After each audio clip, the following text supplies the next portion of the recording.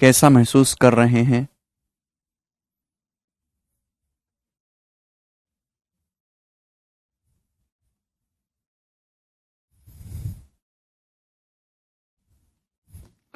एक छोटा सा कंसेप्ट आपका बाकी रह गया था इसमें, क्वालिटर में लास्ट, आइसोसेलेस ट्रेपेजियम।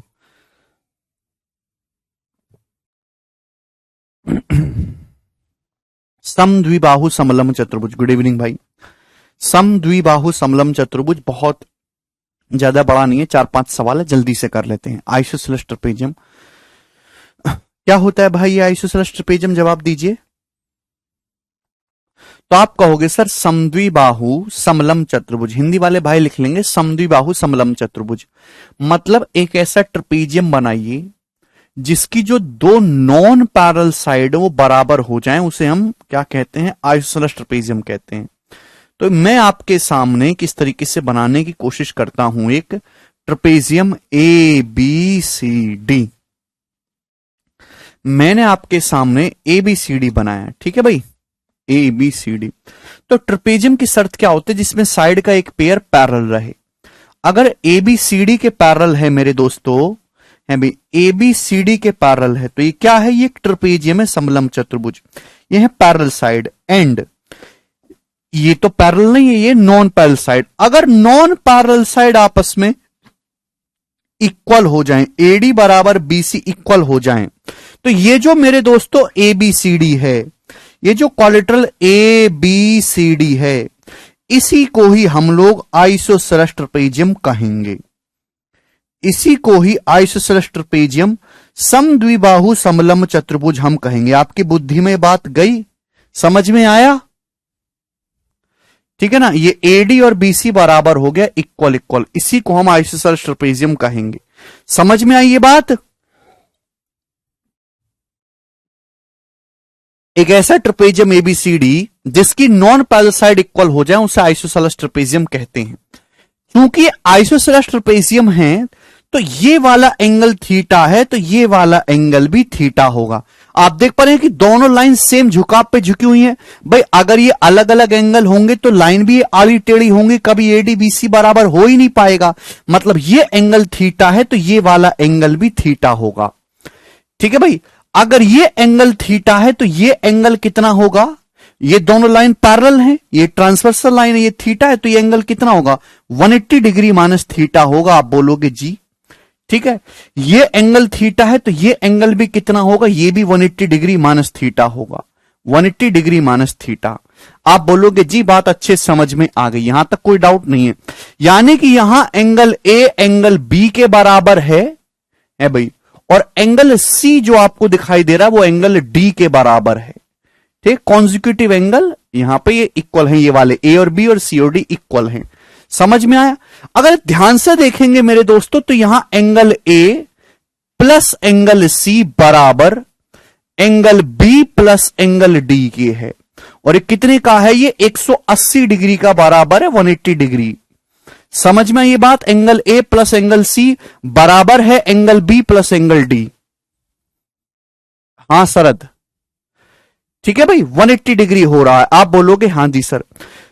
तो मेरे दोस्तों यहां पे आमने सामने के एंगल का सम कितना बन रहा है? 180 डिग्री बन रहा है। ऐसा किस पे होता है? ऐसा होता है साइक्लिक क्वाड्रिलेटरल। साइक्लिक क्वाड्रिलेटरल, भाई साइक्लिक क्वाड्रिलेटरल जानते? चक्र चतुर्भुज। अगर किसी क्वाड्रिलेटरल के चारों वर्टेक्स एक सर्कल की परिधि पे आ जाते हैं, चारों वर्टेक्स, अगर किसी सर्कल के चारों वर्टेक्स किसी क्वाड्रिलेटरल के जो चारों वर्टेक्स हैं उस सर्कल की परिधि पे हो तो हम उसको साइक्लिक क्वाड्रिलेटरल कहते हैं। और साइक्लिक क्वाड्रिलेटरल की शर्त यह होती है कि उसमें आमने सामने के एंगल का सम कितना होना चाहिए? 180 होना चाहिए। यहां आमने सामने के एंगल का सम 180 हो रहा है, यानी कि एक साइक्लिक क्वाड्रिलेटरल है। ये सवाल कम से कम 10 बार पेपर में पूछा गया है। ठीक है भाई। Each isosceles trapezium is a cyclic quadrilateral. Each isosceles trapezium is a cyclic quadrilateral. दुनिया में जितने भी आइसोसेलेस ट्रेपेजियम हैं सारे के सारे साइक्लिक क्वाड्रिलेटरल होते हैं। सारे के सारे साइक्लिक कोलेटरल होते हैं। आप बोलोगे जी सर बिल्कुल सही बात, अच्छे समझ में आ गई। कम से भी कम 10 बार ये थ्योरी की फॉर्म में पूछा गया है, ठीक है ना। Each isosceles trapezium is a cyclic collateral. दुनिया में जितने भी आइसोसेलेस ट्रपेजियम है सब के सब साइक्लिक कोलेटरल होते हैं। मतलब एक ऐसा सर्कल जरूर होगा यहां पे जो इसके चारों वर्टेक्स से होकर गुजरता होगा, इस प्रकार से, ठीक है ना। आप एक ऐसा सर्कल खींच सकते हैं मेरे दोस्त यहां पर, ठीक है ना। मैं कैसे खींचूं मुझे समझ नहीं आ रहा। जो इसके चारों वर्टेक्स से होकर गुजरेगा, एक ऐसा सर्कल खींचा जा सकता है। समझ में आया? हाँ जी हाँ है ना, कुछ तो बोलो।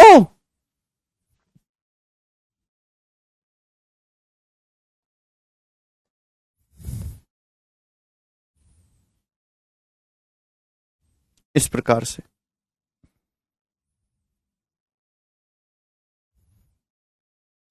ठीक है ना। एक सर्कल खींच सकते हैं जो इसके चारों वर्टेक्स से होकर गुजरेगा। समझ में आया? आप बोलोगे हाँ जी सर बिल्कुल समझ में आया। इसका मतलब अगर आप सर्कल के अंदर एक ट्रेपेजियम बनाओगे, है भाई, ट्रेपेजियम इनसाइड ए सर्कल, अगर आप एक सर्कल के अंदर ट्रेपेजियम बनाने की कोशिश करोगे, trapezium inside a circle, trapezium inside a circle is always isosceles trapezium. वो हमेशा आइसोसेलेस ट्रेपेजियम होगा। आप बोलोगे जी ये बात भी क्लियर हो गई। अगर आप सर्कल के अंदर एक ट्रेपेजियम बनाने की कोशिश करोगे तो वो जो ट्रेपेजियम बनेगा वो हमेशा एक आइसोसेलेस ट्रेपेजियम बनेगा। हिमांशु कह रहे सर एंगल कैसे इक्वल हुआ? हिमांशु ये आप इसको प्रूफ कर सकते हो, इसको पूरा आगे बढ़ा के एक ट्राइंगल बना के, लेकिन जरूरत नहीं है। आइसोसेलेस ट्रेपेजियम में साइड एडी और बीसी बराबर होती है। जब ये साइड बराबर है तो ये दोनों एंगल भी बराबर होने चाहिए, कि अगर ये दोनों एंगल अलग अलग हुए तो लाइन एडी और बीसी आड़ी टेढ़ी होंगी और उसकी वजह से उनकी लंबाई भी अलग अलग डिफर हो जाएगी। समझ में आया? अरे भैया साइक्लिक कोलेटरल मोनू बता तो दिया, एक ऐसा कोलेटरल जिसके चारों वर्टेक्स एक सर्कल की परिधि पे आ जाए, चक्रीय चतुर्भुज। 9वीं क्लास में अगर तुम आज पढ़ लेते ना थोड़ा बहुत 9th क्लास में, तो आज तुमको इतना दिक्कत ना होती,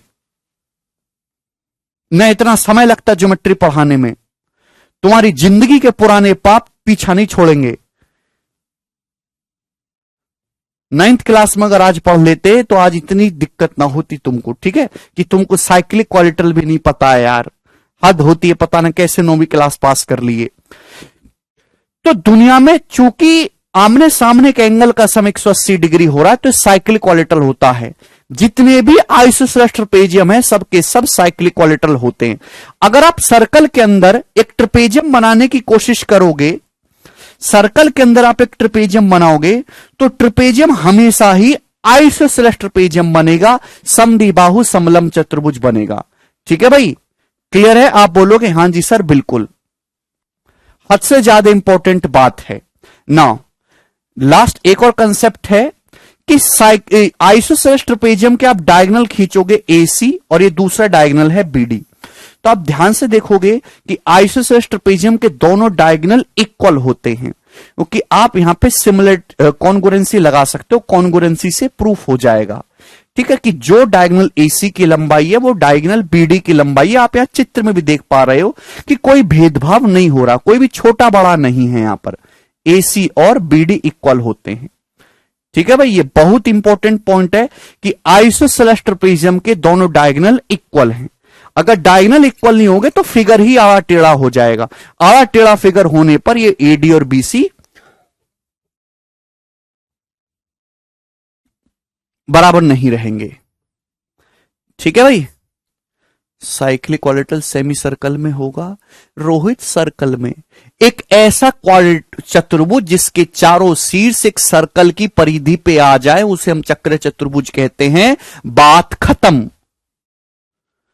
अरे कैसे बालक हो, क्या क्या मन में जो है खिचड़ी पकाते रहते हो। करेंगे सवाल नंबर जल्दी से 67 नंबर। दिए गए चित्र में PQR एक साइक्लिक कोलेटरल है। What is the measure of angle PQR? PQR का एंगल क्या होगा if PQ is parallel to SR? आपके सामने दिया गया है कि पी क्यू आर एस एक चक्र चतुर्भुज है ना, इसके चारों वर्टेक्स एक सर्कल की परिधि पे हैं, कोई प्रॉब्लम नहीं। बोला है कि पी क्यू जो है एस आर के पैरेलल है, अगर पी क्यू एस आर के पैरेलल है तो ट्रेपेजियम हो गया। चूंकि ये ट्रेपेजियम है और मैंने अभी समझा कि सर्कल के अंदर अगर आप ट्रेपेजियम बनाओगे तो हमेशा ही आइसोसेलेस ट्रेपेजियम बनेगा, आइसोसेलेस ट्रेपेजियम, यानी कि पीएस और क्यूआर की लंबाई भी बराबर होगी। अगर आपसे सवाल में पूछता कि बताओ पीएस 5 सेंटीमीटर है तो क्यूआर कितना होगा, तो आप भी 5 सेंटीमीटर कहते। क्लियर है? आपसे पूछा है बताओ एंगल पी क्यू आर क्या होगा, ये 110 डिग्री का है, आपसे ये एंगल पूछा, ये भी 110 डिग्री का होगा। ठीक है, ये इस क्वेश्चन का आंसर आ गया। अगर आपसे ये पूछा होता तो 70 डिग्री का हो जाता, आपसे ये पूछा होता तो 70 डिग्री का हो जाता। समझ में? बहुत ही बेसिक सवाल एग्जाम में पूछा गया है, ये बताइएगा जल्दी से। नेक्स्ट,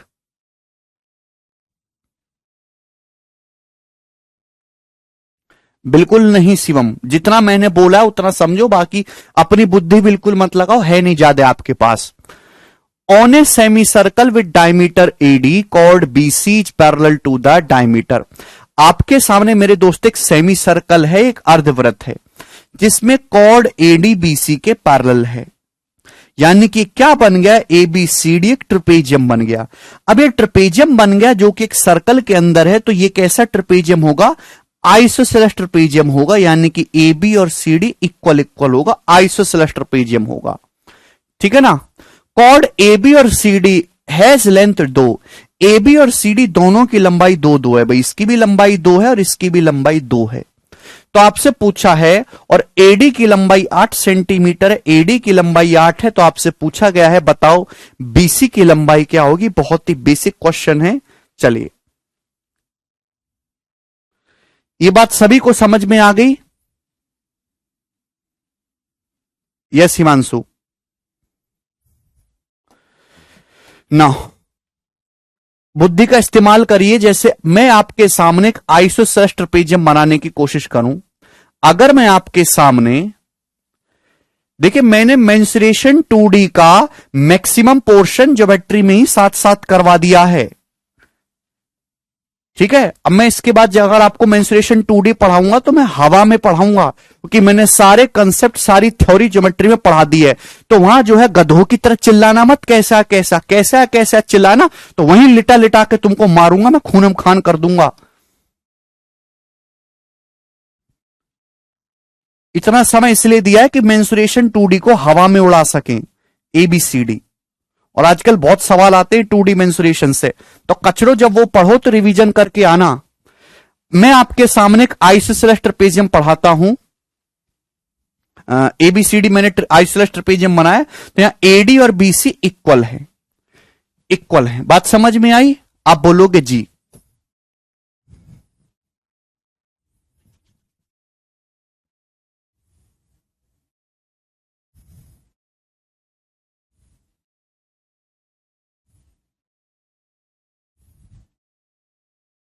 चलो, तो हमने आपके सामने एक आइसोसेलेस ट्रेपेजियम बनाया।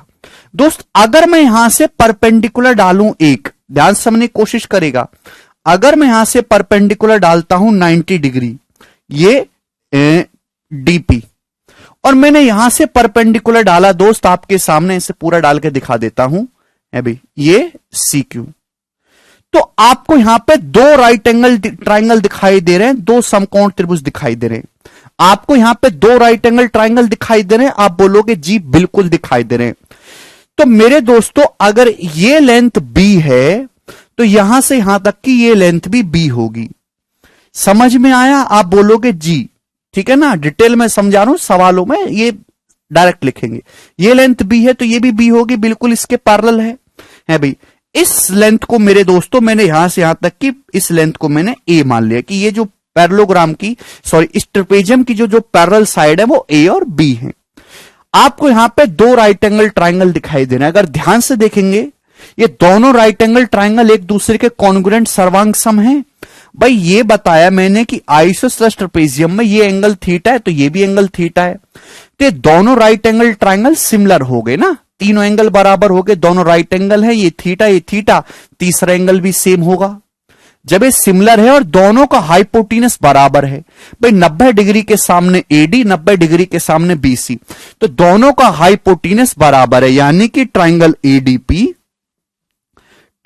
एडीपी कॉन्ग्रुएंट सर्वांग सम निकलेगा किसके? ट्राइंगल बीक्यूसी के, ट्राइंगल बीक्यूसी के। आप बोलोगे जी सर बिल्कुल सही, बात समझ में आ गई? आप बोलोगे एकदम करेक्ट है। तो अगर ये सर्वांग सम है तो इसका मतलब जो लंबाई एपी की है स्टूडेंट, वही लंबाई बीक्यू की होगी। ये बात क्लियर है? आप बोलोगे जी बिल्कुल क्लियर, जो लंबाई एपी की है वही लंबाई बीक्यू की होगी। वेरी इजी, जो लेंथ एपी की है वही लेंथ बीक्यू की होगी। समझ में आया? भाई चूंकि ये दोनों कॉन्ग्रुएंट ट्राइंगल है, सर्वांगसम त्रिभुज है, तो इनकी करस्पॉन्डिंग लेंथ भी क्या होनी चाहिए? बराबर होनी चाहिए। ठीक है, जो लेंथ एपी की है वही लेंथ बीक्यू की भी होगी। अब दोस्त अगर ये ए है, ये बी है, तो बाकी लेंथ कितनी बची? अगर ये ए है, ये बी है, तो बाकी लेंथ कितनी बची दोस्तों? ए माइनस बी बची। आप बोलोगे हां जी sir A minus B, B A P D, यहां पे सॉरी ए पी डी कर लीजिएगा आप।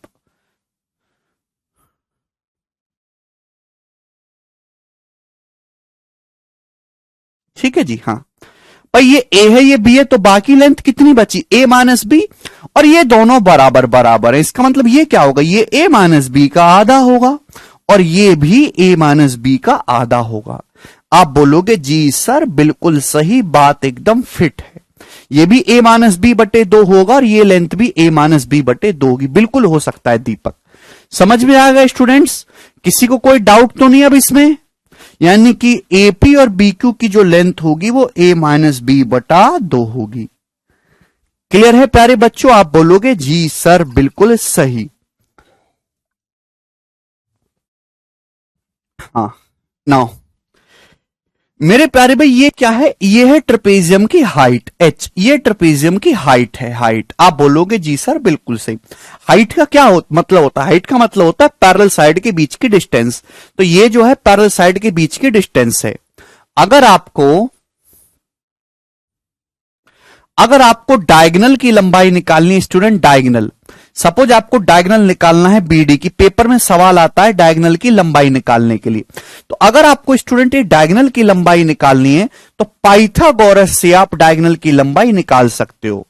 है भी, आपको ये एच पता होगी हाइट, आपको ये लेंथ पता होगी बीपी, ये लेंथ पता चल जाएगी बीपी, तो पाइथागोरस थ्योरम लगा के डायगोनल बीडी की लंबाई निकाल सकते हो। यहां से एक सवाल बनता है एग्जाम का। दूसरा सवाल बनता है मेरे दोस्तों यहां से एरिया निकालने का। पेपर में सवाल आता है आइसोसेलेस ट्रेपेजियम का एरिया निकालने के लिए। अब ध्यान से सुनिएगा मेरे प्यारे भाई, ध्यान से समझने की कोशिश करेगा। क्या इस वाले ट्राइंगल को यहां से शिफ्ट करके मैं यहां पे नहीं लगा सकता? आप बोलेंगे हां जी सर बिल्कुल लगा सकते हो, आपका खुला राज चल रहा है, कोई परेशानी नहीं है। आपके सामने जो चित्र दिखाई दे रहा है वो इस तरीके से दिखाई दे रहा है, डी पी बी सी, और यहां से मेरे दोस्तों आपने परपेंडिकुलर डाला है ये क्यों?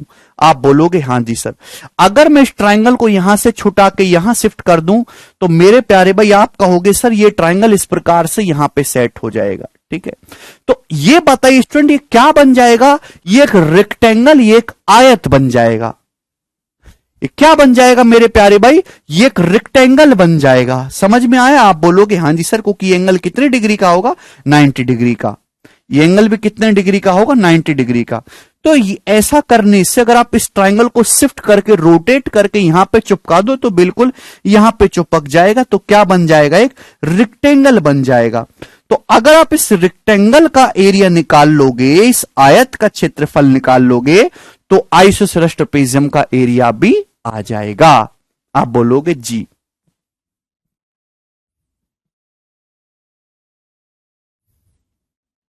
अरे नहीं होगा अमित, चिंता मत करो। क्लियर है? अगर आप इस रेक्टेंगल का एरिया निकाल लोगे तो पूरे ट्रेपेजियम का एरिया आ जाएगा। भाई रेक्टेंगल का एरिया निकालना आसान है, लंबाई गुणा चौड़ाई। आप बोलोगे हां जी सर बिल्कुल सही, बात एकदम करेक्ट बोली है आपने। चलो तो शुरू करते हैं अब ये वाला सवाल, ठीक है ना। 2-3 सवाल है, निपटा दो जल्दी से। ऑन ए सेमी सर्कल, आपके पास एक सेमी सर्कल है जिसका ये डायमीटर है एडी, कॉर्ड बीसी ईडी के पैरेलल है, ये 2 है 2 है 8। तो आपसे पूछा है बीसी की लंबाई क्या होगी, ये सवाल आपके सामने। What the length of BC, BC की लंबाई क्या होगी। इससे आसान सवाल शायद ही कोई बने मेरे प्यारे भाई, जवाब दीजिएगा। Very very beautiful question, this is very very beautiful सवाल। बीसी की लेंथ आपको निकालनी है। देखिएगा मेरे प्यारे भाई, आप इसको यहां से मिलाएंगे मेरे प्यारे स्टूडेंट यहां से, तो कितने डिग्री का एंगल होगा, 90 डिग्री का। क्यों कि सेमी सर्कल में बना एंगल 90 डिग्री होता है। सेमी सर्कल है, एडी डायमीटर है, तो मेरे दोस्तों सेमी सर्कल में बना ये एंगल कितना होगा, 90 डिग्री का। आपको जो लंबाई निकालनी है वो किसकी निकालनी है, बीसी की लंबाई निकालनी है। तो मेरे दोस्तों आप यहां से परपेंडिकुलर डालेंगे मेरे प्यारे भाई, तो क्या आ जाएगा, बीपी मान लिया मैंने। चलो अब बताओ कैसे करें, बताइए जल्दी से। ये डायमीटर एडी की लंबाई 8 है प्यारे स्टूडेंट्स, ये एडी की लंबाई 8 है, एडी की यहां से यहां तक की ये पूरी लेंथ 8 सेंटीमीटर है, ठीक है ना। चलो तो हमने आपको पढ़ाया है किसी भी राइट एंगल ट्राइंगल में 90 डिग्री वर्टेक्स से हाइपोटेनस पे परपेंडिकुलर डाला जाए तो लंबाइयां कैसे निकाली जाती हैं। अगर किसी भी राइट एंगल ट्राइंगल में 90 डिग्री वर्टेक्स से हाइपोटेनस पे परपेंडिकुलर डाला जाए तो कैसे निकलेगी। भाई ये लेंथ आपकी 2 है, ये पूरी 8 है, तो ये लेंथ यहां से यहां तक की x है। तो कंसेप्ट याद है किसी को से कि सब बेच खाए, कंसेप्ट याद है। अगर मुझे एपी की लंबाई निकालनी है, एपी की लंबाई निकालनी है, तो मैं आपसे पूछना चाहूंगा कैसे निकलेगी। भाई ये राइट एंगल ट्राइंगल की लेग्स है, क्या है, राइट एंगल ट्राइंगल की लेग्स है।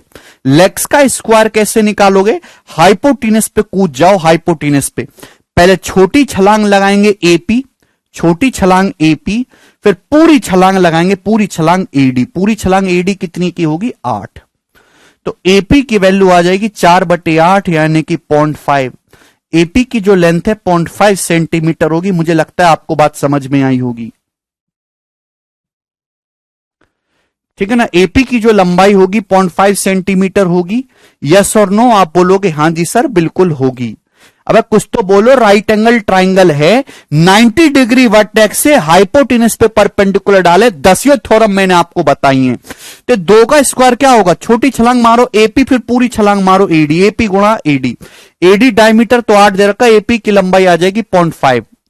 तो एपी अगर ये 0.5 है, 0.5, तो यहां से आप परपेंडिकुलर डालेंगे, यहां से अभी यहां से आप परपेंडिकुलर डालेंगे इस प्रकार से, तो ये भी तो 0.5 आएगा, ये भी तो 0.5 आएगा। कोई भेदभाव थोड़ा ना आइसोसेलेस ट्रेपेजियम है, आइसोसेलेस ट्रेपेजियम है, अभी समझा 1 सेकंड पहले। तो 0.5 0.5 1 हो गया, पूरा 8 है, तो कितना बचा है, 7 सेंटीमीटर बचा, 7।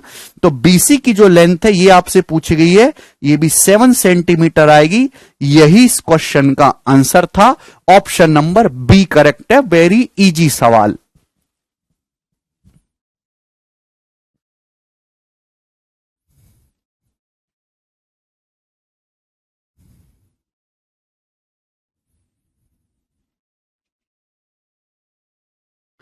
ठीक है जी। अच्छा आपने टीपा नहीं क्या, ये कर लो, टीप लो, चलो पहले जल्दी से।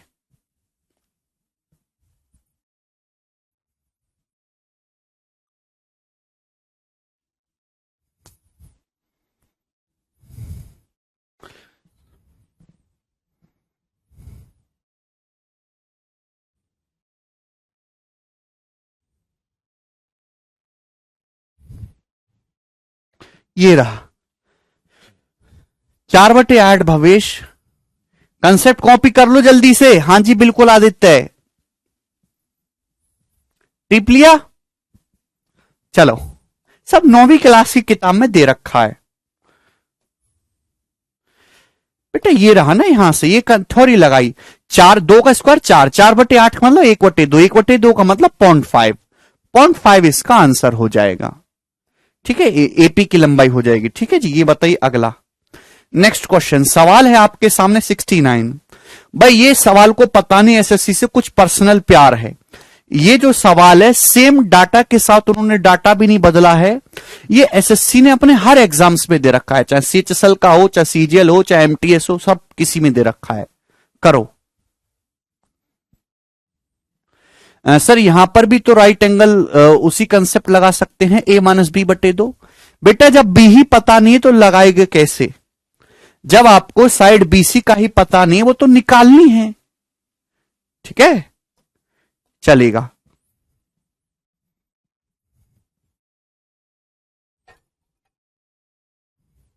बिल्कुल है, एनसीईआरटी की बुक में भी है अवंतिका, बिल्कुल कर सकते हैं। The area of N isosceles trapezium is 176 centimetre square and the height is 2/11 of sum of its parallel side. If ratio of length of parallel side is 4:7, then find the length of diagonal. It's a very basic question. सवाल में आपको दे रखा है कि एक isosceles trapezium का area 176 है और इसकी जो हाइट है पैरेलल साइड के योग का 2/11। पैरेलल साइड की लंबाई कितनी है? 4:7 के रेशियो में, यानी कि 4:7। जब आप रेशियो हटाएंगे तो एक वेरिएबल आ जाएगा x। तो एक साइड पैरेलल 4x है तो दूसरी कितनी है? 7x। तो हाइट कितनी आ जाएगी? इनके सम का 2/11। 4x और 7x 11x हो गया ना। पैरेलल साइड के सम का 2/11 करेंगे। 11x का 2/11 तो 11 से 11 कट जाएगा तो कितना बचेगा? 2x बचेगा। आप बोलोगे जी सर यानी कि हाइट यहां से 2x आ गई, ठीक है। क्या इसमें कोई परेशानी? एक पैसे की परेशानी नहीं। ट्रेपेजियम का जो एरिया है 176 है तो ट्रेपेजियम का जो एरिया है वो कितना होगा? 1/2 sum of parallel side. Parallel side का सम, पैरेलल साइड का सम 4x और 7x 11x into distance between them, उनके बीच की डिस्टेंस है ना, हाइट। पैरेलल ट्रेपेजियम की हाइट 2x। 2 से 2 कैंसल आउट हो जाएगा, 11 से 176 16 बार जाएगा तो x स्क्वायर 16 आ गया, x की वैल्यू 4 आ गई 4। x की वैल्यू 4 आ गई यानी कि हाइट कितनी आ गई? यहां से 8। हाइट 8 आ गई। साइड कितनी आ गई? 4 चौक 16 और 4 सत्ते 28। तो ट्रेपेजियम की साइड आ गई 16 और 28। आपसे जो एक्चुअल में पूछा गया वो ट्रेपेजियम के डायगोनल की लंबाई पूछी गई है। तो काफी बेसिक सवाल आपके लिए बन गया मेरे दोस्तों। एक ऐसा ट्रेपेजियम है आपके सामने, आइसोसेलेस ट्रेपेजियम है, आइसोसेलेस, ठीक है ना। ये दोनों साइड पैरेलल हैं, भाई इसकी लंबाई 16 है, इसकी लंबाई दोस्तों 28 है, ठीक है। यहां से परपेंडिकुलर डालिएगा तो ये हाइट बनेगी। ये हाइट कितनी है? ये हाइट है आपकी 8। ये ट्रेपेजियम की हाइट कितनी? 8। आपसे जो पूछा है इस ट्रेपेजियम का डायगोनल पूछा है तो भाई यही ट्रेपेजियम का डायगोनल होगा। रेड जो आपको निकालना ये डायगोनल होगा। कैसे निकलेगा? पाइथागोरस से। प्यारे बच्चे अगर ये 16 है, ये 28 है तो ये लेंथ कितनी आ जाएगी? ये लेंथ कितनी आ जाएगी? ये लेंथ आएगी 28 माइनस 16/2 यानी कि 12/2 6। ये लेंथ 6 आ जाएगी, 6। अगर ये लेंथ 6 है तो ये कितना आएगा मेरे दोस्तों? 22। ये 22 होगी। एक बच्चा कह रहा है एसएससी सीजीएल रैंक 1 कैसे लाए? जिस दिन से आपने अपने आप को ये सवाल पूछा उस दिन से ही आपके रैंक लाने के चांस खत्म हो गए। बेटा ये टॉपर लोग पूछते नहीं है कि रैंक 1 कैसे लाएं कैसे ना लाएं। पढ़ते हैं, इतना पढ़ते हैं, 100/100 अटेम्प्ट करते हैं, रैंक आ जाती है। ऐसे चिल्लाते नहीं है, वो तो कमेंट ही नहीं करते। आज तक किसी भी टॉपर ने, किसी भी एस्पिरेंट ने किसी भी वीडियो के नीचे आज तक कमेंट नहीं करा होगा, उसको लाइक नहीं करा होगा, कोई रिएक्शन नहीं दिया होगा। है भी टॉपर बनने से पहले कौन से कौन में पढ़े थे, सही से सांस उनको आ रही थी ना आ रही थी, किसी को कोई पता नहीं होता। समझ में आया? बस लोग अफवाह बनाते रहते हैं उनकी।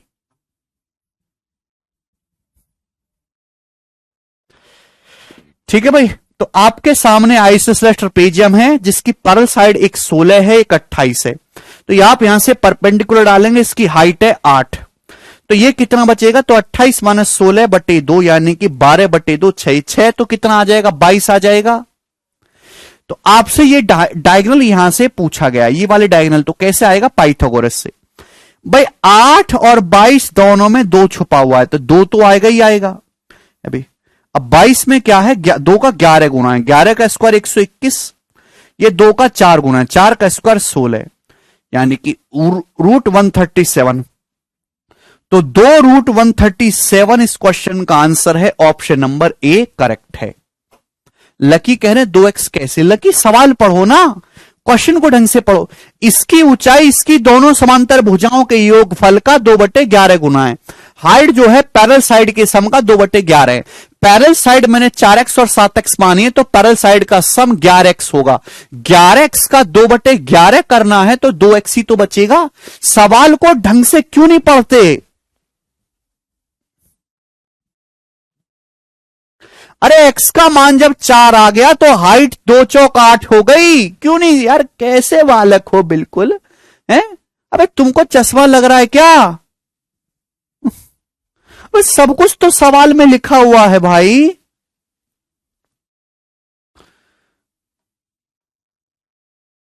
एक बार सवाल ढंग से पढ़ लोगे तो क्या हो जाएगा बताओ।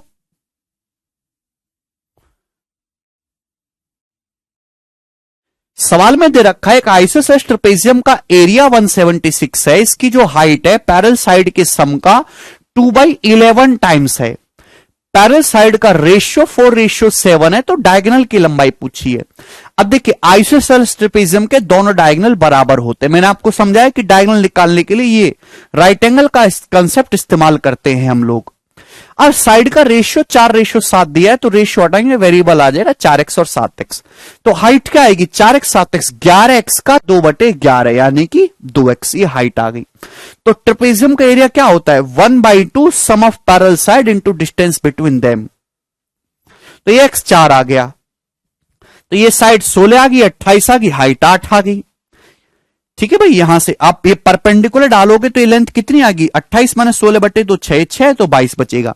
अब ये 8 है ये 22 है, तो पाइथागोरस से, अब पाइथागोरस से लगाने का भी मैंने आपको तरीका सिखा रखा है शॉर्ट में। 22 का मतलब होता है 2 गुणा 11, 8 का मतलब होता है 2 चौक 8। बिल्कुल बुद्धि बेच खाइए आप लोगों ने। अब 2 यहां भी है 2 यहां भी है, तो 2 तो आएगा ही आएगा। तो पाइथागोरस केवल 11 और 4 पे लगा लो, 11 का स्क्वायर 121, 4 का स्क्वायर 16, और इनका अंडर रूट ले लेंगे, 2√137। कैसे बालक हैं पता नहीं। अगला सवाल करिए। बिल्कुल दिमाग एकदम एब्सेंट लेके बैठते हो, जैसे खाना खाने बैठे हो, पढ़ने बैठे हो तो दिमाग को अपने साथ में रखा करो। अरे क्या निकल जाएगा तनु, कुछ भी कहीं भी कैसे भी नहीं निकलता है, जो कुछ भी लगा दोगे।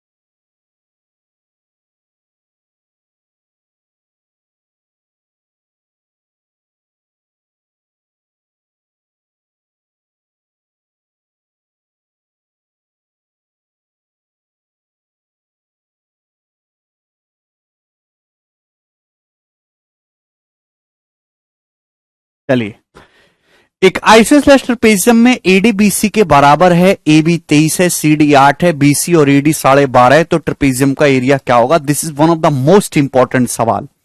आपके सामने एक आइसोसेलेस ट्रेपेजियम है इस प्रकार से,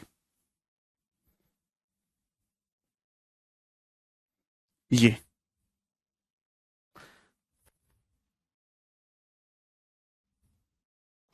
जिसमें ADBC के पैरेलल है, नहीं गड़बड़ लिख दिया है, यहां पे ABCD के पैरेलल लिख लीजिएगा प्यारे भाई, ABCD के पैरेलल है, AB पैरेलल है CD के, ठीक है ना, ABCD के पैरेलल है, तो ये हो जाएगा मेरे दोस्तों ABCD। टाइपिंग मिस्टेक है, मैं ठीक कर दूंगा अभी, ABCD, इसमें दोनों पैरेलल हैं, ठीक है ना। सवाल के अकॉर्डिंग AB की लंबाई 23 है, CD की जो लंबाई है वो 8 है, और BC और AD बराबर बराबर है 12.5, ये भी 12.5 है, ये भी 12.5 है।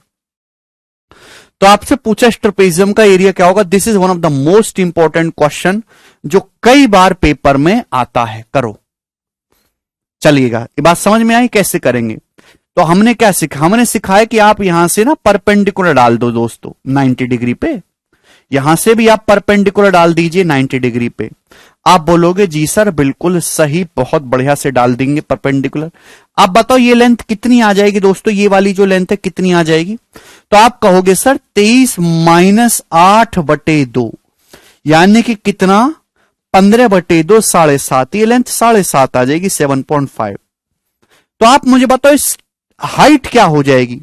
ये हाइट क्या हो जाएगी प्यारे भाई, जवाब दीजिए। हाइट पाइथागोरस से देखिए 2.5 से कट रहा है, 2.5 पंजे 2.5 तिया, तो 2.5 चौका 10 हो जाएगा भाई। 3 4 5 का ट्रिपलेट लग रहा है, बस 2.5 से गुणा हो रही है भाई। ये 2.5 का 5 टाइम्स है, 2.5 का 3 टाइम्स है, तो 2.5 का 4 टाइम्स हो जाएगा 10।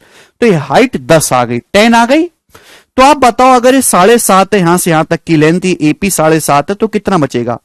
तो 23 में से 7.5 माइनस करेंगे तो 15.5, ये लेंथ यहां से यहां तक की 15.5 होगी। जवाब दीजिएगा। 23 - 7.5, दिस लेंथ इज 15.5। यस और नो?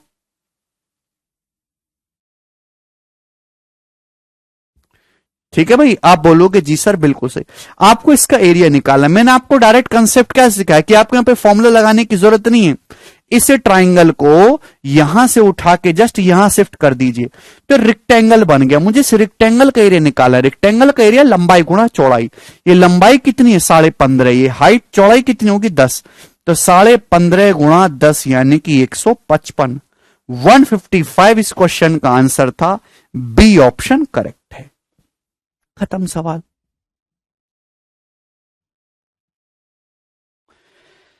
ठीक है ना, 15.5 गुणा 10, 155 कर पाओगे अब ये सवाल? नेक्स्ट ये करिए जी, सवाल नंबर है आपके सामने 71। करो।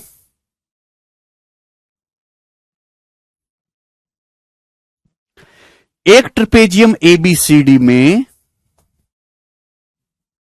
बहुत बढ़िया सवाल है, वेरी गुड विजय। एक ट्रेपेजियम ABCD में ABCD के पैरेलल है, ठीक है, तो इस प्रकार से ट्रेपेजियम है, और AC 20 है, BC AD के बराबर है, पैरेलल साइड के बीच की डिस्टेंस 12 है। ट्रेपेजियम का एरिया बताइएगा, ठीक है ना। तो इस प्रकार से आपके सामने एक ट्रेपेजियम है, ठीक है भाई, ABCD के पैरेलल है, तो ये ABCD। सवाल में साफ साफ ये बोला गया है कि यहां ADBC के बराबर है, तो दिस इज आइसोसेलेस ट्रेपेजियम, ठीक है। सवाल में बोला गया AC 20, तो डायगोनल आपको 20 सेंटीमीटर दिया है, this diagonal is 20 centimetre. Parallel side के बीच की डिस्टेंस 12 है, पैरेलल साइड के बीच की डिस्टेंस 12 है, तो ये परपेंडिकुलर डालेंगे, कितना है? 12, 12 है। तो आपसे पूछा इस ट्रेपेजियम का एरिया। करो।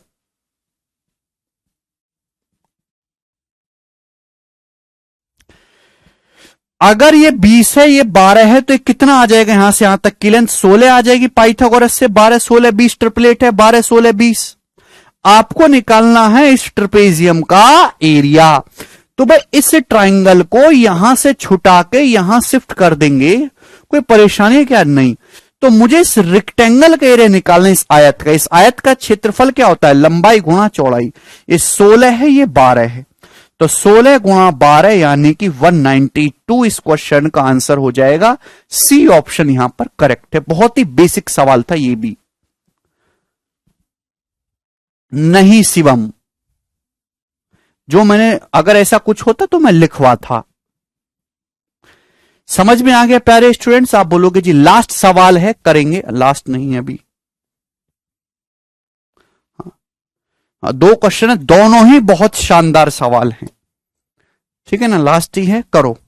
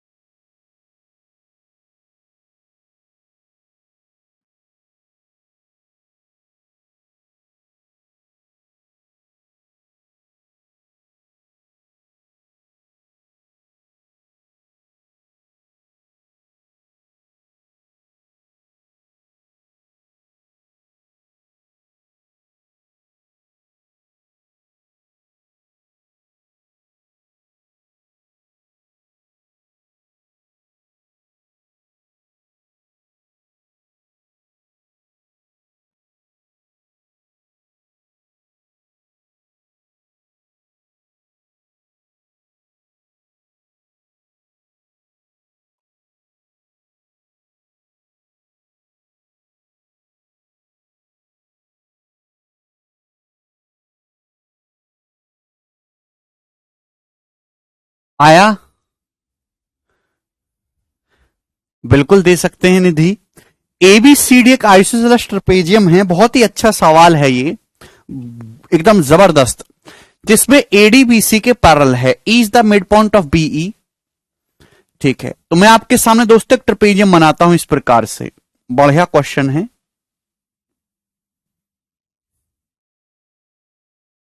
ये तो बोला नहीं गया पैरेलल कौन सी साइड। अच्छा, एडीबीसी के पैरेलल बोला है, ठीक है ना। ए बी सी डी, ये हो गया दोस्तों। तो एडी जो है बीसी के पैरेलल है, आप बोलोगे हाँ जी। E is the mid point of A B. E जो है ए बी का मिड पॉइंट है, तो ये मध्य बिंदु हो गया। ई ए बी का मिड पॉइंट है, ठीक है। If BE equal to 5 unit, अगर बीई की जो लंबाई है 5 है, 5, एंड एंगल सीडी 90 है, सीईडी 90 डिग्री है, ये वाला जो एंगल है ये 90 डिग्री का है, आप बोलोगे जी सर बिल्कुल सही। तो आपसे पूछा है ट्रेपेजियम का पेरीमीटर क्या होगा। ट्रेपेजियम का पेरीमीटर क्या होगा मेरे दोस्तों? परिमाप करो भाई। अगर ये 5 है, ये 5 है, ये भी 5, ई मिड पॉइंट बोला है ना, ये 5 है तो ये भी 5 हुआ। करो जल्दी से, कैसे करेंगे? ट्रेपेजियम का पेरीमीटर। 37.5 बच्चे आंसर बता रहे हैं। मैं भी जानना चाहूंगा कैसे आप लोग आंसर बता रहे हो, हद होती है किसी चीज की। भाई ये ट्रेपेजियम है, ये ए बी का मिड पॉइंट है ई, ये एक राइट एंगल ट्राइंगल है सी डी। तो भाई ये सी डी क्या होगा इस राइट एंगल ट्राइंगल के लिए? हाइपोटेनस होगा। माना हाइपोटेनस का जो मिड पॉइंट है एफ है, हाइपोटेनस का जो मिड पॉइंट एफ है, तो आप इसको यहां से मिलाएंगे। तो भाई हर कोई जानता है कि अगर किसी भी राइट एंगल ट्राइंगल में हाइपोटेनस के मिड पॉइंट से मिलाते हैं तो तीनों लेंथ इक्वल होती हैं, इक्वल। अगर ये 5 5 10 है तो सीडी भी 10 होगा, इसका मतलब ये भी 5 है और ये भी 5 है मेरे दोस्तों, और ये भी 5 है। आप बोलोगे जी यही सवाल के पीछे का लॉजिक था, यही लॉजिक इस सवाल के पीछे था। पेरीमीटर का मतलब होता है चारों ओर की बाउंड्री। पेरीमीटर का मतलब चारों ओर की बाउंड्री। तो मेरे दोस्तों इन दोनों का सम तो 10 और 10 20 आ गया। आइसोसेलेस ट्रेपेजियम है इसलिए ये ए बी और सी डी बराबर हुआ है। भाई ये तो 10 + 10 20 आ गया। आप बोलोगे हाँ जी सर, मुझे निकालना है अब इन दोनों का सम BC + ED। आप जानते हैं मैंने आपको थ्योरम लिखवाई है कि अगर किसी भी ट्रेपेजियम में नॉन पैरेलल साइड के मिड पॉइंट को मिलाएंगे तो ये जो लेंथ होगी इन दोनों का एवरेज होती है। अगर ये 5 है, 5 अगर ये 5 है तो इन दोनों का सम कितना होगा? AD + BC कितना होगा? 10 होना चाहिए। 10 यानी कि पेरीमीटर कितना आएगा? 30 सेंटीमीटर। तो 30 सेंटीमीटर इस सवाल क्वेश्चन का आंसर था। राइट एंगल ट्राइंगल में हाइपोटेनस के मिड पॉइंट से वर्टेक्स को मिलाएंगे, सरकम रेडियस हाइपोटेनस का आधा। ये 5 आइसोसेलेस ट्रेपेजियम। अरे कथा पढ़ते क्यों नहीं? आइसोसेलेस है ट्रेपेजियम। ये 5 ये 5 ये 5 ये 5 हाइपोटेनस के मिड पॉइंट से मैंने मिलाया तो ये भी 5 हो गई। 5 है तो इन दोनों का सम 10। तो 20 + 10 30 सेंटीमीटर। काफी बेसिक सवाल था लास्ट में। लास्ट क्वेश्चन है सवाल नंबर 73 आपके पास। ये सवाल 2020 के CHSL के पेपर में आया था। ठीक है, एग्जामिनर को ऐसे सवाल पेपर में वैसे जब देता है तो अच्छे क्वेश्चन बनाने की उससे देता है। ये सवाल एक ओलंपियाड का क्वेश्चन है जो 20-25 साल पहले पूछा गया था ओलंपियाड के पेपर में। ठीक है, ओलंपियाड एक इंटरनेशनल लेवल का मैथ कंपटीशन होता है। अभी गूगल से सर्च करके एग्जामिनर ने आपके एग्जाम में डाल दिया। ठीक है, but this is one of the classical question of trapezium. ध्यान से समझने की कोशिश करेगा। हालांकि इसको करने का जो बेसिक तरीका है उसमें आपको कई घंटे लग जाएंगे स्टार्टिंग में, लेकिन आप शिफ्टिंग से इसको आसानी से कर पाओगे। शिफ्टिंग से if in the following figure, आपके सामने फिगर दिया गया, नॉट टू स्केल, स्केल से ड्रेन नहीं किया गया, जैसा पिक्चर दिखाई दे रहा वैसा नहीं है। Angle DAB + angle CBA 90। Angle DAB ये वाला एंगल और एंगल CBA और ये वाला एंगल, इन दोनों एंगल का सम 90 है। DAB और एंगल CBA इन दोनों का सम 90 है। BC और AD बराबर हैं। BC और AD बराबर हैं। ठीक है ना, जो लंबाई BC की है वही लंबाई AD की है। सवाल में बोला है AB की जो लंबाई है 20 सेंटीमीटर है, CD की जो लंबाई है वो 10 सेंटीमीटर है। 10। तो आपसे पूछा स्क्वालिटल ABCD का एरिया क्या होगा, इस चतुर्भुज का एरिया क्या होगा। अब अगर आप इसको बेसिक से सॉल्व कर रहे हैं तो माना ये एंगल थीटा है, ये 90 - थीटा है, इसको आगे बढ़ाइए, यहां पे पाइथागोरस वगैरह लगाइए तो उसमें बहुत टाइम लगेगा।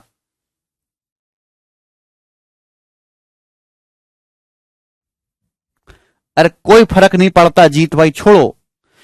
लेकिन आप देखिए इस सवाल को शिफ्टिंग से कर सकते। सवाल में बोला है कि इन दोनों एंगल का सम 90 डिग्री है। 90। अब ये तो बोला नहीं गया कि ये एंगल कितने डिग्री का, ये एंगल कितने डिग्री का, बस सम 90 होना चाहिए। तो आप इन दोनों एंगल को अपने हिसाब से कैसे भी मैनिपुलेट कर सकते हो, किस तरीके से भी मैनिपुलेट कर सकते हो, बस सवाल की कंडीशन को वायलेट नहीं करना है। अगर मैं इस फिगर को शिफ्ट करके ऐसे बना दूं तो क्या मैंने कोई गलत बात कर दी? क्या हमने कोई क्राइम कर दिया? अगर इस फिगर को शिफ्ट करके मैं ऐसे बना दूं ABCD तो क्या मैंने कोई गलती कर दी, कोई क्राइम कर दिया? आप बोलोगे नहीं सर, बिल्कुल नहीं करा। सवाल में क्या है? ADCB के बराबर है। ADCB के बराबर मैंने बराबर रखा है। अभी ये 20 सेंटीमीटर है, 10 सेंटीमीटर है। ठीक है, और मैंने इसको इसके पैरेलल बना दिया, खींच के इसके पैरेलल बना दिया। अल्टीमेटली मैंने आइसोसेलेस ट्रेपेजियम बना दिया, समद्विबाहु समलंब चतुर्भुज बना दिया। बस इन दोनों एंगल का सम 90 होना चाहिए। 90, लेकिन ये दोनों एंगल बराबर हो जाएंगे 45 डिग्री के। ये भी 45 डिग्री हो जाएगा, ये भी 45 डिग्री हो जाएगा। 45। आप बोलोगे जी सर बहुत बढ़िया, आपको निकालना है इसका एरिया। तो एरिया आसानी से आ जाएगा, इसमें टफ था, इसमें इजीली निकल जाएगा। भाई आप यहां से परपेंडिकुलर डालोगे 90 डिग्री, अभी ये भी 90 डिग्री, तो लेंथ कितनी आ जाएगी? ये 20 है, 10 है, तो 20 माइनस 10/2 5, ये लेंथ 5 आएगी, ये भी 5 आएगी मेरे प्यारे भाई। ये 5 है, ये 90 है, तो ये हाइट भी 5 होगी भाई। 90 45 45 ट्राइंगल है, 45 45 90, ये 5 है तो ये भी 5 होगा। ये 5 है, ये पूरा 20 था, तो कितना बचे यहां से यहां तक की लेंथ? 15। ये लेंथ 15 होगी जी। आप बोलोगे जी सर बिल्कुल सही, 15 होगी ना, 20 माइनस 5 15। एरिया क्या आ जाएगा? अगर मैं इस ट्राइंगल को हटा के यहां पे शिफ्ट कर दूं तो ये एरिया आ जाएगा। ये एरिया कितना होगा? 15 गुणा 5 75।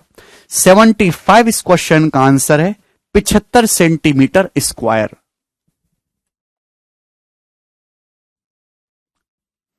बहुत बढ़िया सवाल है।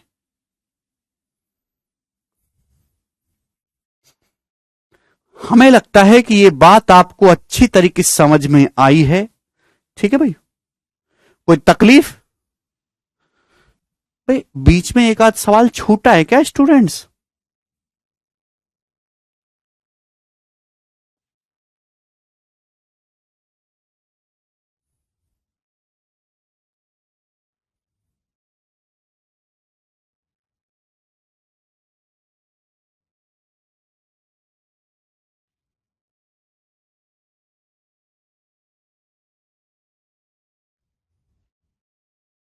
एक सवाल डिलीट हो गया है क्या?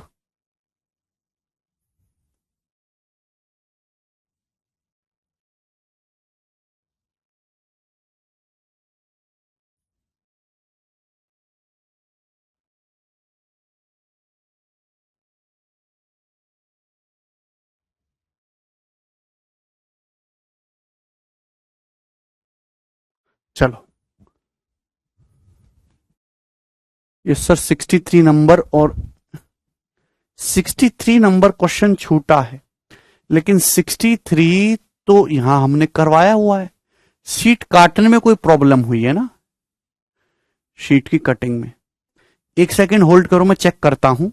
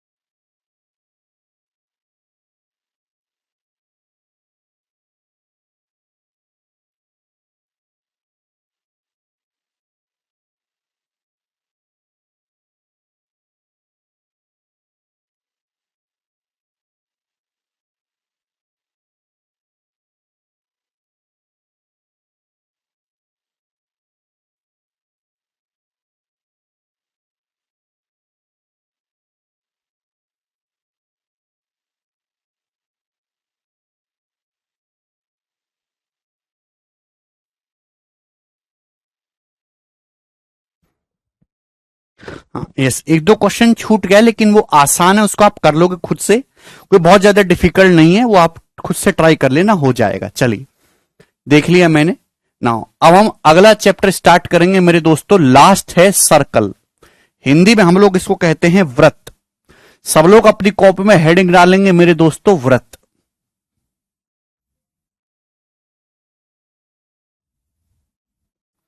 सर्कल, ठीक है, व्रत। समझ में आया? आप बोलोगे जी बिल्कुल लास्ट है, 2 शीट मैं आपको करवाऊंगा इसकी, 14 और 15। आखिरी की जो 2 शीट होंगी वो सर्कल की होंगी। अगर इसके एग्जाम में वेटेज की बात करें, जो मेंसुरेशन के और सर्कल के सारे कंसेप्ट में आपको अभी बताऊंगा एक साथ, ध्यान से समझने की कोशिश करना। प्री के पेपर जिनमें 25 सवाल आते तो 25 क्वेश्चंस में से 1 से 2 सवाल केवल सर्कल के होते हैं। 100 क्वेश्चन का पेपर दीजिएगा सीजीएल मेंस का या सीडीएस का, तो उसमें से 3 से 5 क्वेश्चंस तक आपके सर्कल से होते हैं, बहुत ज्यादा इंपॉर्टेंट है।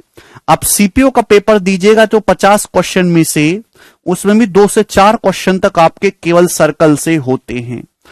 तो ये काफी वेटेज वाला टॉपिक है। सर्कल का वेटेज इतना ही है,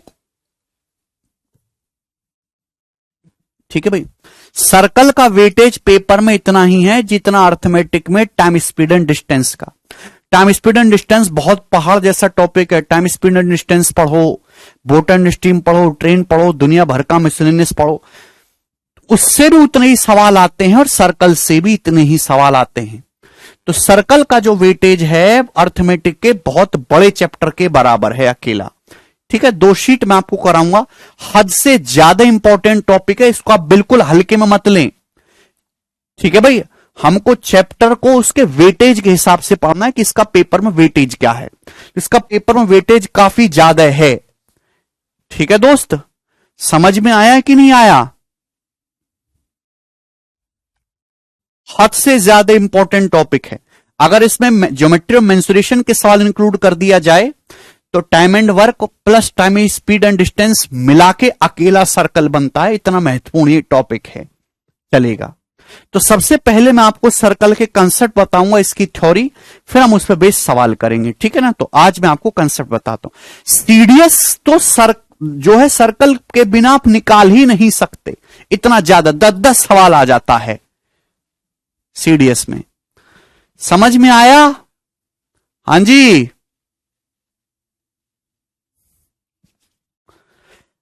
हमने पूरी ज्योमेट्री पढ़ी, सबसे हमने सिमिलरिटी, कॉन्ग्रुएंसी, दुनिया भर के ट्रायंगल ट्रायंगल सब कुछ कर लिया।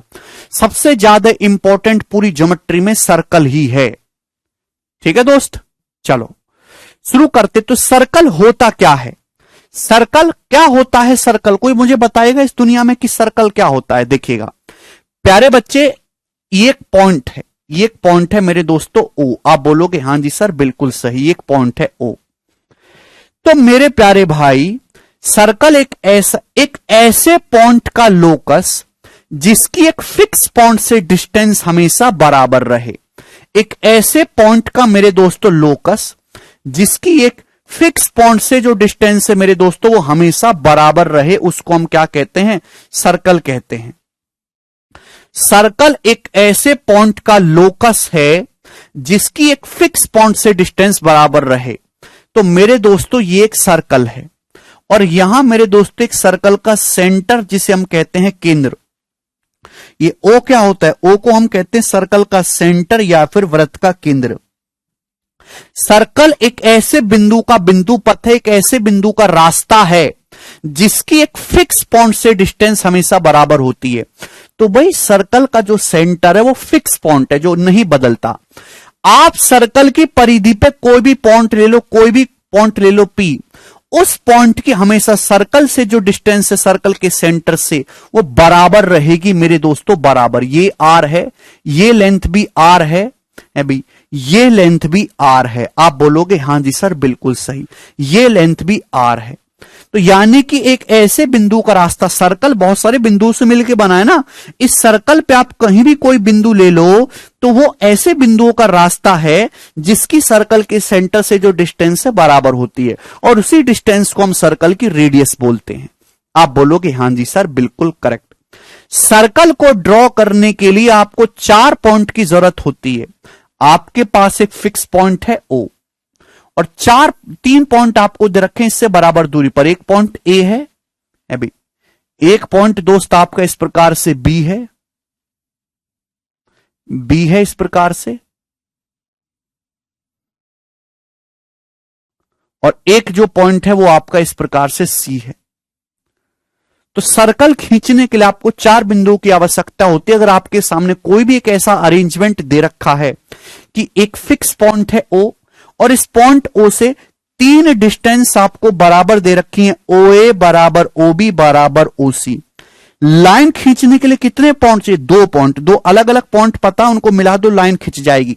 लेकिन एक सर्कल खींचने के लिए आपको 4 बिंदुओं की जरूरत होती है। एक तो फिक्स पॉइंट होगा सर्कल का सेंटर, और इस सेंटर से इक्वल डिस्टेंस पे 3 पॉइंट हैं, तो OA OB OC क्या हो जाएगा? रेडियस। आप पॉइंट पे प्रकार रखिए, इतनी दूरी आप भरिए जो है अपने प्रकार में, और इस प्रकार से आप एक सर्कल खींच सकते हैं। समझ में आ गया? आप बोलोगे हां जी सर समझ में आ गया, कोई परेशानी नहीं है। तो ये होती है सर्कल की परिभाषा, एक ऐसे बिंदु का रास्ता जिसके फिक्स पॉइंट से जो डिस्टेंस बराबर रहे, और वो बराबर डिस्टेंस क्या होती है? सर्कल की रेडियस के बराबर होती है। आगे चलेंगे नेक्स्ट कंसेप्ट। ये क्या है? मैंने आपके सामने एक सर्कल बनाया, ये सर्कल का है सेंटर O।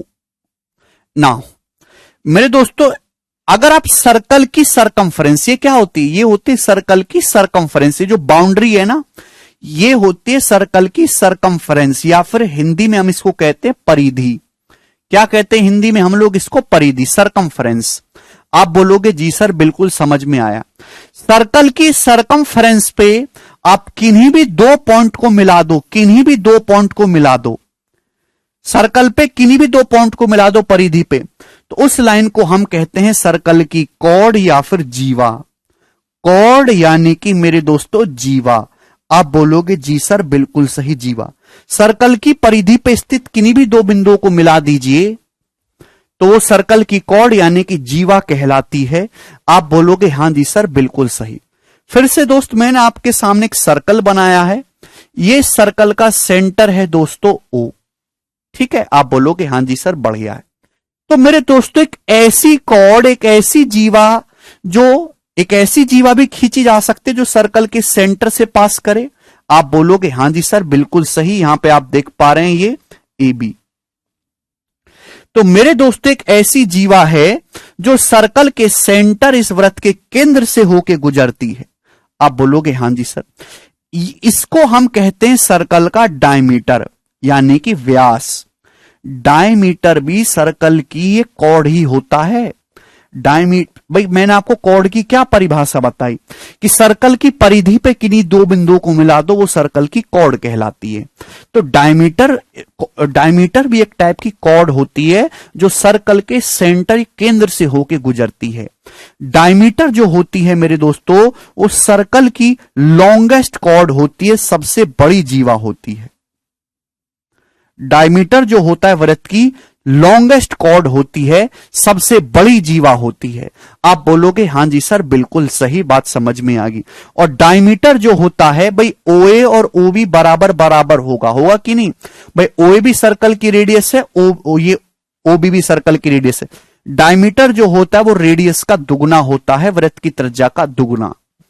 ये बात सभी को समझ में आ गई? आप बोलोगे हां जी सर बिल्कुल हमें समझ में आ गई है।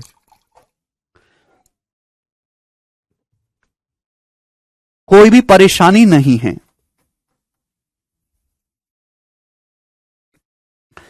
ठीक है ना? बिल्कुल एक एक बात मैं आपको समझा रहा हूं। आगे चलेंगे नेक्स्ट कंसेप्ट की तरफ। चलेगा दोस्त। भाई मैंने आपके सामने एक सर्कल बनाया है, ये इस प्रकार से। आप बोलोगे जी सर अच्छा सर्कल बनाया है, और ये सर्कल का क्या है? कॉर्ड मैंने खींच दी। ये क्या है दोस्तों? इस सर्कल की एक कॉर्ड है, ये सर्कल की जो है कॉर्ड होगी AB। ठीक है ना? कॉर्ड है। तो जब भी आप सर्कल की कॉर्ड खींचते हो तो सर्कल के 2 टुकड़े हो जाते हैं, एक बड़ा एक छोटा। ठीक है दोस्त? आप बोलोगे हां जी सर बिल्कुल सही। तो मेरे दोस्तों, ये जो छोटा है, ये जो छोटा आपको सरकमफ्रेंस का जो छोटा टुकड़ा दिखाई दे रहा है, परिधि का जो छोटा टुकड़ा दिखाई दे रहा है, हम इसको कहते हैं माइनर आर्क। क्या बोलते हैं इसको? Minor arc. हिंदी में इसको कहते हैं लघु चाप। चाप, अरे चाप का मतलब समझते हैं, वो खाने वाली चाप नहीं, सर्कल की जो परिधि है एक टाइप की क्या है? चाप है, सर्कुलर शेप में है। तो जब भी आप सर्कल की कॉर्ड खींचते हैं तो सर्कल की सरकमफ्रेंस के दो टुकड़े हो जाते हैं। भाई डायमीटर खींचोगे तो बराबर बराबर टुकड़े होंगे। अब डायमीटर के अलावा कोई कॉर्ड खींचोगे तो दो टुकड़े होंगे, एक बड़ा एक छोटा। तो छोटे को हम कहते हैं माइनर आर्क। अब समझ में आ रहा है तुमको? जो बड़ा वाला टुकड़ा, ये मैं इसलिए बता रहा हूं कि सवालों में लिखा होगा माइनर आर्क, तो मैं समझाऊंगा नहीं कि माइनर आर्क ये है, अब वहां सवाल होंगे सीधे, ठीक है ना? इनका यूज होता है सवालों में। ये जो बड़ा वाला चाप है, ये जो बड़ा वाला चाप आपको दिखाई दे रहा है, इसकी जो लंबाई होगी, इसकी जो लंबाई होगी, उसको हम कहते हैं मेजर आर्क। क्या कहते हैं? Major arc. हिंदी में इसको कहते हैं दीर्घ चाप।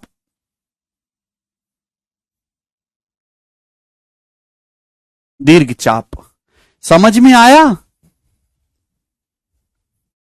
दीर्घ चाप, माइनर आर्क लघु चाप, और जो है ये दीर्घ चाप। देखिए चाप को जो है लिखने का एक बड़ा बेहतरीन तरीका है कि जैसे मुझे ये आर्क ए बी डिनोट करना है, मैं कैसे डिनोट करूंगा? आप ए बी लिखिए। अगर मैं आपके सामने लिखता हूं ए बी, तो इसका मतलब क्या? सीधी लाइन, कॉर्ड ए बी। लेकिन ए बी के ऊपर ऐसे मैं चांद बना देता हूं तो इसका मतलब हो गया A B arc, arc A B, यानी कि ये लेंथ। भाई ये भी तो एक टाइप की लेंथ ही है, लंबाई ही तो है, बस ये टेढ़ी टेढ़ी लंबाई है, सीधी नहीं है, ठीक है ना? तो अगर आर्क लिखने का तरीका है कि ए बी के ऊपर ऐसे बना देते हैं आर्क का साइन छोटा सा। समझ में आया? क्लियर है? कोई तकलीफ? आप बोलोगे नहीं सर कोई तकलीफ नहीं है। नाउ नेक्स्ट कंसेप्ट, कि जब भी आप सर्कल की कॉर्ड खींचते हैं, सर्कल है, सर्कल जो जगह घेरता है वो होता है सर्कल का एरिया। भाई सर्कल ने जितनी जगह घेर ली वो सर्कल का क्या है? एरिया है। अब सर्कल की कॉर्ड जब आप खींचते हैं स्टूडेंट्स, तो कॉर्ड जो है सर्कल के एरिया के भी दो टुकड़े कर रही है, एक बड़ा एक छोटा। तो मेरे प्यारे भाई ये है सर्कल का है भाई छोटा छोटा एरिया।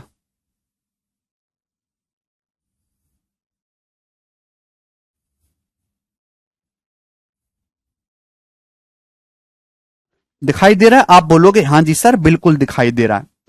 भाई कॉर्ड ए बी खींचने की वजह से सर्कल के एरिया के भी दो टुकड़े हो गए, एक ऊपर बड़ा है नीचे छोटा है। तो जो छोटा एरिया होता है मेरे प्यारे भाई, हम इसको कहते हैं माइनर सेगमेंट। क्या कहते हैं स्टूडेंट इसको? माइनर सेगमेंट, ठीक है ना? माइनर सेगमेंट, हिंदी में लघु वृत्तखंड। लघु वृत्तखंड, वृत्त का खंड मतलब होता है टुकड़ा हिंदी में, लघु वृत्तखंड, छोटा वृत्त का टुकड़ा। समझ में आ गया? आप बोलोगे जी सर बिल्कुल सही बात समझ में आ गई। Any problem? देखो कैसे कैसे दिन चल रहे, ये बात भी समझानी पड़ रही है मुझे। हाँ ए बी माइनर आर्क को लिखना पड़ेगा। क्या आप ए बी माइनर आर्क ले रहे हो कि मेजर आर्क ले रहे हो हिमांशु? ठीक है ना? चलेगा मेरे प्यारे भाई। ये जो एरिया है मेरे प्यारे स्टूडेंट, ये जो एरिया है, ये वाला जो एरिया है, ब्यूटीफुल है ये एरिया। ये जो एरिया है स्टूडेंट्स, ये वाला जो एरिया है, this beautiful area, Gora Gora area, ये जो एरिया है प्यारे बच्चे, इस एरिया को हम लोग कहते हैं मेरे प्यारे स्टूडेंट्स क्या? Major segment. What is this? This is called major segment. Major segment है भाई दीर्घ वृत्तखंड।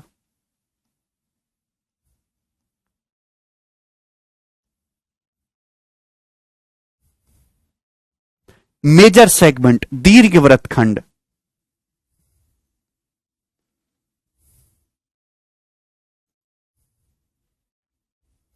अरे बता तो दिया दिलीप,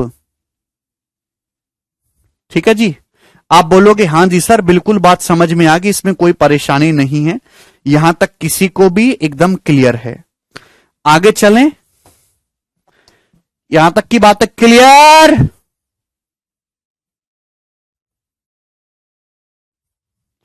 नेक्स्ट दोस्त, आपके सामने मैंने फिर से एक सर्कल बनाया।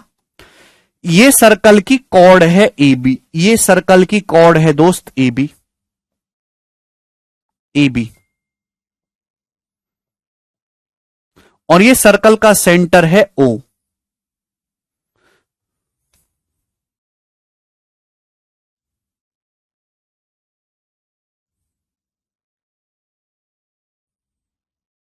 ये सर्कल की कॉर्ड है ए बी, ये सर्कल का सेंटर है मेरे दोस्तों ओ। अगर आप सर्कल के सेंटर से कॉर्ड ए बी पर, सर्कल के सेंटर से किसी भी कॉर्ड ए बी पर परपेंडिकुलर डालोगे, परपेंडिकुलर परपेंडिकुलर डालोगे तो कॉर्ड को बाइसेक्ट करती है, बाइसेक्ट। अगर मेरे दोस्तों किसी भी सर्कल के सेंटर से कॉर्ड पे आप परपेंडिकुलर डालोगे, O M is perpendicular to A B, तो इसका मतलब है कि ये जो है सर्कल के सेंटर से कॉर्ड पे डाला गया परपेंडिकुलर कॉर्ड को बाइसेक्ट करता है। एएम की जो लंबाई होगी वो एम बी के बराबर होगी। आप बोलोगे हां जी सर बिल्कुल सही, समझ में आया? यस और नो करके बताइए। आप बोलोगे जी एकदम करेक्ट है। सर्कल के सेंटर से कॉर्ड पे परपेंडिकुलर आप डालोगे, ठीक है दोस्तों, तो ये जो है कॉर्ड को बाइसेक्ट करेगा। क्यों करेगा भाई? आप इसको यहां से मिलाइएगा, मिला सकते हैं? आप बोलोगे जी सर मिला सकते हैं। ये क्या है? ये सर्कल की रेडियस है। ये क्या? ये भी सर्कल की रेडियस है, ये भी सर्कल की रेडियस है। ये 90 डिग्री का एंगल है तो ये भी 90 डिग्री का एंगल है। तो आरएचएस की प्रॉपर्टी से ये दोनों ट्राइंगल कॉन्ग्रुएंट हो गए। यहां पे ये दोनों ट्राइंगल कैसे बन गए? कॉन्ग्रुएंट, सर्वांग सम बन गए। दोनों राइट एंगल ट्राइंगल है, दोनों का हाइपोटेन्यूज बराबर है, साइड ओएम कॉमन है। तो यानी कि ये जो है एएम किसके बराबर आ गया? एमबी के बराबर आ गया कॉन्ग्रुएंसी से। समझ में आया? तो सर्कल के सेंटर से कॉर्ड पे डाला गया जो परपेंडिकुलर है कॉर्ड को बाइसेक्ट करता है। इसका उल्टा भी ट्रू है, इसका उल्टा भी ट्रू है।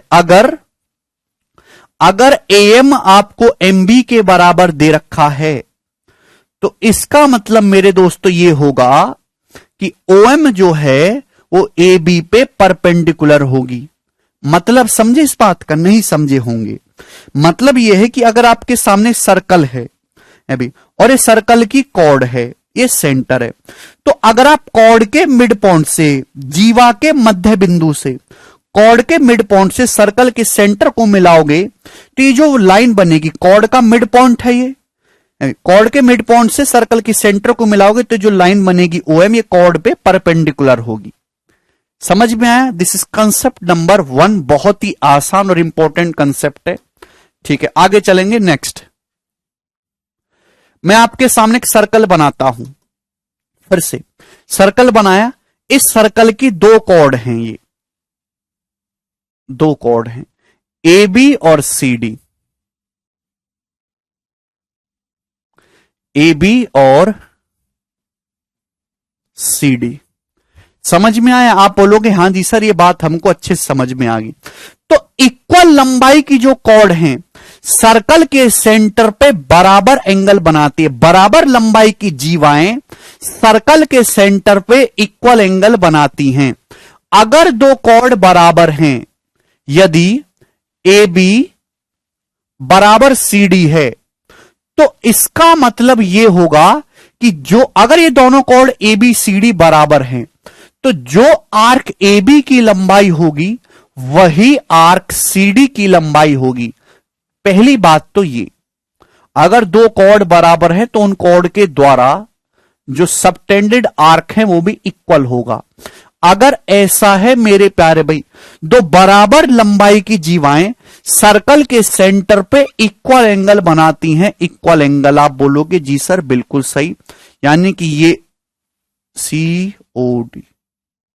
तो अगर ये वाला एंगल थीटा है तो ये वाला एंगल भी थीटा ही होगा। बात समझ में आई? यानी कि एंगल एओबी और एंगल सीओडी इक्वल होगा। दो बराबर लंबाई की जीवाएं सर्कल के सेंटर पे, उल्टा मतलब अरे उल्टा मतलब ये है कि अगर आप किसी भी कॉर्ड के मध्य बिंदु से सर्कल के सेंटर को मिलाओगे तो ये जो लाइन होगी ये कॉर्ड के ऊपर परपेंडिकुलर होगी। ये देखिए, दो बराबर लंबाई की जीवाएं सर्कल के सेंटर पे बराबर एंगल बनाती हैं। इक्वल लंबाई की जीवाएं सर्कल के सेंटर पे बराबर एंगल बनाती हैं। क्यों बराबर एंगल बनाएंगी, ध्यान से समझने की कोशिश करेगा। भाई ये भी सर्कल की रेडियस है, ये भी रेडियस है, ये भी रेडियस है, ये भी रेडियस है। आप बोलोगे जी सर बिल्कुल है। आपको दिया है कि ए बी और सी डी इक्वल है। जब A B C D equal है तो ये साइड साइड साइड की प्रॉपर्टी से दोनों ट्रायंगल कॉन्ग्रुएंट हो गए, सर्वांग सम हो गए। जब ये दोनों ट्रायंगल कॉन्ग्रुएंट हो गए तो ये एंगल एओबी और एंगल सीओडी भी बराबर हो जाएगा। ठीक है भाई, तो ये सारे कंसेप्ट थे। ठीक है दोस्त, आगे चलेंगे अगले कंसेप्ट की तरफ। नाउ मैंने आपके सामने एक सर्कल बनाया, तो सर्कल के बाहर से अगर आप कोई ऐसी लाइन खींचते हो, सर्कल के बाहर से आप कोई ऐसी लाइन खींचते हो तो जो सर्कल को दो पॉइंट पे काटती हुई जाए, सर्कल को दो बिंदुओं पे छेदती हुई जाए, अभी इसको हम कहते हैं सीकेंट लाइन। क्या बोलते हैं हम लोग इसको, secant line. Secant line Hindi में हम लोग इसको कहते हैं छेदक रेखा। छेद कर दिया भाई सर्कल में, समझ गए छेदक रेखा क्या होती है। तो अगर आप सर्कल के बाहर से कोई ऐसी लाइन खींचते हैं जो सर्कल को दो बिंदुओं पर काटती हुई जाए तो हम उसको कहते हैं सर्कल की सीकेंट लाइन, छेदक रेखा। समझ में आया।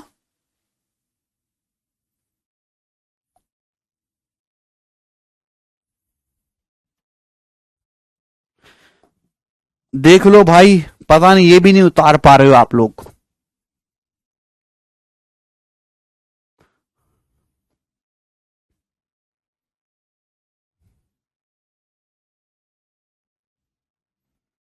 ठीक है, हो गई बात खत्म। इसको ना हटा लेता हूं यहां से, इन दोनों को। चलिए सीकेंट लाइन समझ में आ गया, आगे चलते हैं नेक्स्ट।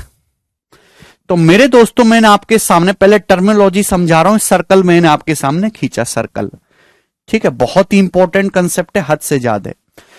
ये सर्कल का है मेरे दोस्तों सेंटर ओ। एक ऐसी लाइन जो सर्कल को केवल एक ही पॉइंट पर टच करे, एक ऐसी लाइन जो सर्कल को केवल सिंगल पॉइंट पर टच करे, हम उसे कहते हैं सर्कल की टेंजेंट लाइन है, स्पर्श रेखा।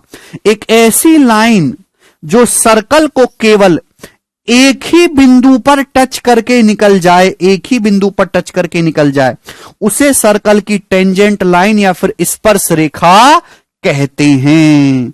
बात समझ में आई। आप बोलोगे हां जी सर बिल्कुल।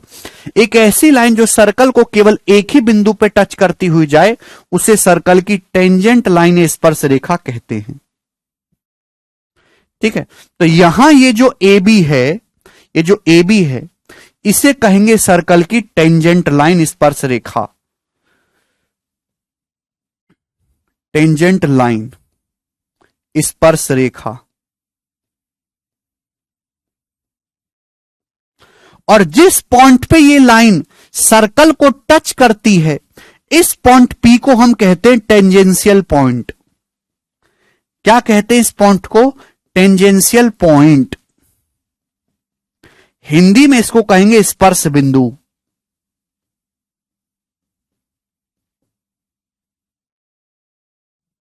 जिस पॉइंट पे लाइन सर्कल को टच करेगी उसे कहते हैं हम टेंजेंशियल पॉइंट, स्पर्श बिंदु।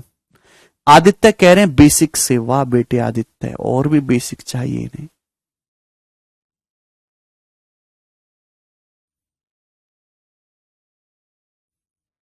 वाह, रोशन फास्ट तो होना पड़ेगा, बच्चों वाली चीजें चल रही हैं। कोई पीएचडी की थ्योरम थोड़ी चल रही है कि इसमें तुमको स्लो करके बताऊं।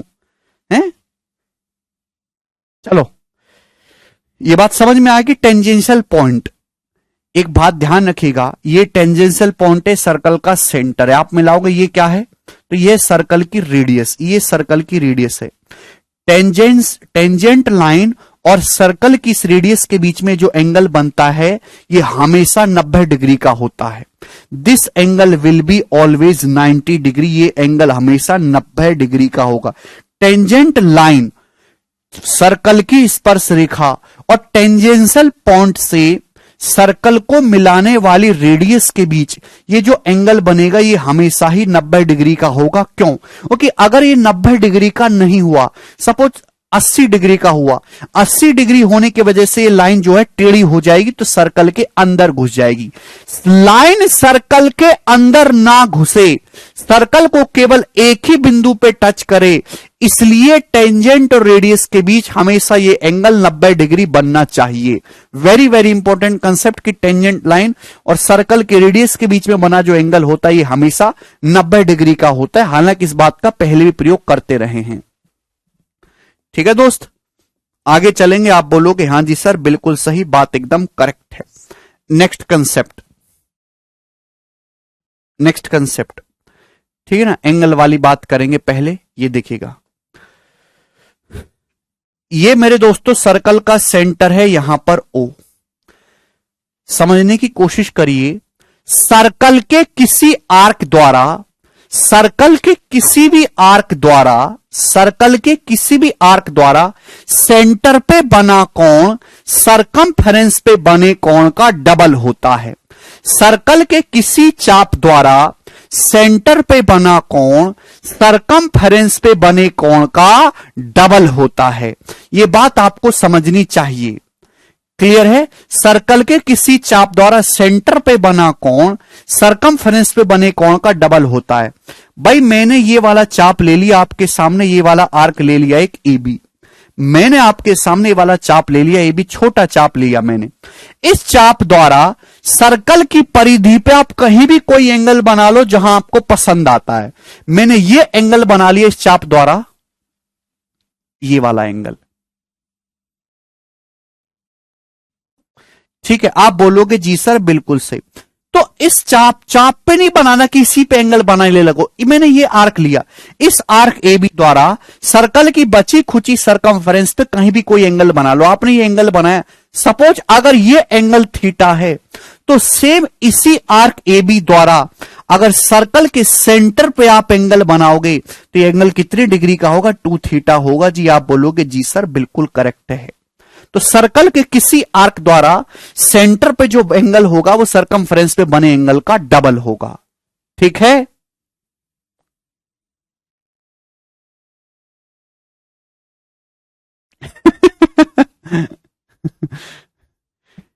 समझ में आया? आप बोलोगे हां जी सर समझ में आया है, कोई परेशानी नहीं है। अभी जरूरी कि चित्र ऐसा ही हो। अभी अगर आपने यहां पे ये मेजर आर्क ले लिया इस प्रकार से, ये वाला आर्क ले लिया मेजर आर्क AB, ये वाला चाप आपने ले लिया AB, बड़ा वाला ले लिया, बड़का वाला। ठीक है जी, आप बोलोगे हां जी सर। तो इस चाप द्वारा, ये दिखाई दे रहा है, इस चाप द्वारा सर्कल की, ये सर्कल का सेंटर है, ध्यान सुनिएगा, इस चाप द्वारा सर्कल के सेंटर पे कहीं भी कोई एंगल, इस चाप द्वारा सर्कल की सरकमफेरेंस पे कहीं भी कोई एंगल बनाओगे सेंटर पे हमेशा उसका डबल एंगल बनेगा। तो इस चाप AB द्वारा सपोज सर्कल की पच्ची खुची सरकमफेरेंस पे ये एंगल बन रहा है अल्फा, ये एंगल अल्फा बन रहा है। इस चाप AB द्वारा सर्कल की बची खुची सरकमफेरेंस पे ये अल्फा एंगल बन रहा है। तो इसी चाप AB द्वारा सेंटर पे कितना एंगल बनेगा मेरे प्यारे भी? सेंटर पे जो एंगल बनेगा ये एंगल बन रहा है चाप AB द्वारा। अभी जिस तरफ चाप AB है सेंटर पे एंगल उसी तरफ बनाना है। ये अल्फा है तो सेंटर पे कितना एंगल होगा? 2 अल्फा। आप बोलोगे जी सर बिल्कुल सही, बात समझ में आ गई। ये दोनों पिक्चर आपके दिमाग में क्लियर होनी चाहिए। सर्कल के किसी भी आर्क द्वारा है भाई, सर्कल की परिधि पे जो एंगल बनता है सेंटर पे जस्ट उसका डबल एंगल बनता है। अगर ये अल्फा है तो ये एंगल कितना है? 2 अल्फा। ठीक है भाई, सर्कम सेंटर में मैंने आपको समझाया था कि ऐसा क्यों होता है। ये दोनों ही पिक्चर क्लियर होनी चाहिए। ठीक है, प्रूफ नहीं करवाऊंगा, मैंने सर्कम सेंटर में ऑलरेडी करवा दिया है। आगे चलेंगे मेरे दोस्तों नेक्स्ट कंसेप्ट। नेक्स्ट कंसेप्ट आपको जानना है कि सेम आर्क में बने एंगल इक्वल होते हैं, सेम आर्क में बने एंगल बराबर होते हैं, सेम आर्क में बने एंगल इक्वल होते हैं, ठीक है ना। श्याम जी कह रहे हैं सर समझ नहीं आ रहा। श्याम जी अगर आपको अभी भी समझ में नहीं आ रहा तो कृपया पढ़ाई लिखाई छोड़ के बैटरी वाला रिक्शा ले लो, प्रदूषण भी कम हो रहा है। वो कल नोएडा में ट्विन टावर गिराए गए थे ना, तो उसके लिए मजदूरों की जरूरत है कूड़ा उठाने के लिए, जल्दी से रुक करिए, 600 रुपए दिहाड़ी मिल रही है। नौकरी पोकरी तो होगी नहीं फिर। अभी सर रोना शुरू कर दिया, पता नहीं सवाल कैसे करेंगे। चलिए, सेम आर्क में बने एंगल इक्वल होते हैं। सर्कल के किसी चाप द्वारा सेम आर्क में इक्वल एंगल बनाओगे वो हमेशा इक्वल होंगे। कैसे भाई, आपने दोस्तों ये वाला आर्क ले लिया, ये वाला आर्क जो भी आपको पसंद आए, आपने ये वाला आर्क ले लिया ए बी, हमें पसंद आ रहा है ये वाला चाप मैंने ले लिया। इस चाप द्वारा सर्कल की परिधि पे कहीं भी कोई एंगल बनाओगे सेम एंगल बनेगा। सेम एंगल क्यों बनेगा कि अगर सरकमफ्रेंस पे थीटा बनाओगे तभी तो सेंटर पे 2 थीटा बन जाएगा। सेंटर पे हमेशा डबल बनना है, फिक्स है, तो इसका मतलब सरकमफ्रेंस पे हमेशा आधा बनना है, फिक्स है। तो इस चाप ए बी द्वारा आप मेरे दोस्तों ये एंगल बनाते हैं,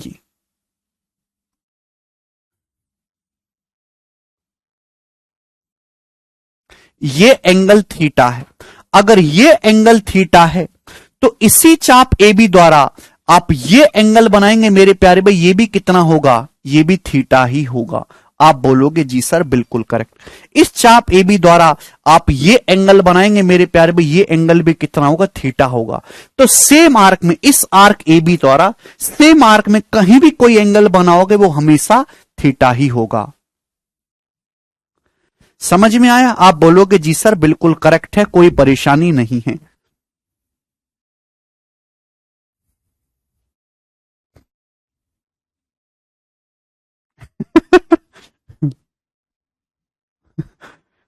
हाँ जी, कोई तकलीफ? ठीक है, तो सेम आर्क में बने एंगल इक्वल होते हैं। आपको केवल ध्यान यही नहीं रखना है जो आपको दिखाई दे रहा है ना, ये माइनर आर्क है, ये बात मेजर आर्क में भी अप्लाई होगी। ठीक है दोस्तों, तो अगर मैं सर्कल का ये वाला आर्क ले लेता हूं, बड़का वाला, ये वाला आर्क मैंने ले लिया, आप बोलोगे हाँ जी सर बिल्कुल सही, आपकी मर्जी, कोई भी आर्क ले लो। तो इस आर्क ए बी द्वारा आप सर्कल की सरकमफ्रेंस पे कहीं भी कोई एंगल बनाएंगे हमेशा इक्वल होगा। इस आर्क ए बी द्वारा मेरे दोस्तों अगर ये एंगल अल्फा है, ये एंगल अल्फा है स्टूडेंट, तो सेम इसी आर्क ए बी द्वारा ए और बी को नहीं छोड़ना है अभी, इस सेम इसी आर्क ए बी द्वारा आप ये एंगल बनाएंगे प्यारे भाई, तो ये भी अल्फा ही होगा। होगा कि नहीं? आप बोलोगे जी सर बिल्कुल सही। इसी आर्क ए बी द्वारा आप ये एंगल बनाएंगे मेरे प्यारे बच्चे, तो ये एंगल भी अल्फा होगा। क्लियर? किसी भी स्टूडेंट को इसमें कोई डाउट? आप बोलोगे नहीं सर कोई भी डाउट नहीं। सेम आर्क में जो बने एंगल होते हैं वो इक्वल होते हैं।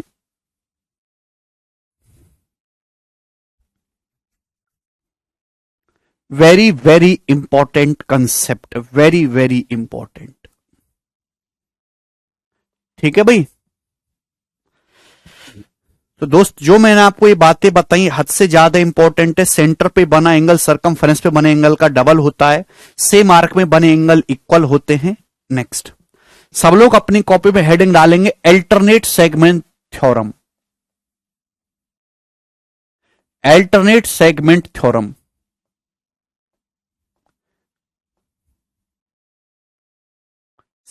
सबसे पहले सर्कल में मैं आपको एंगल वाले क्वेश्चन कराऊंगा।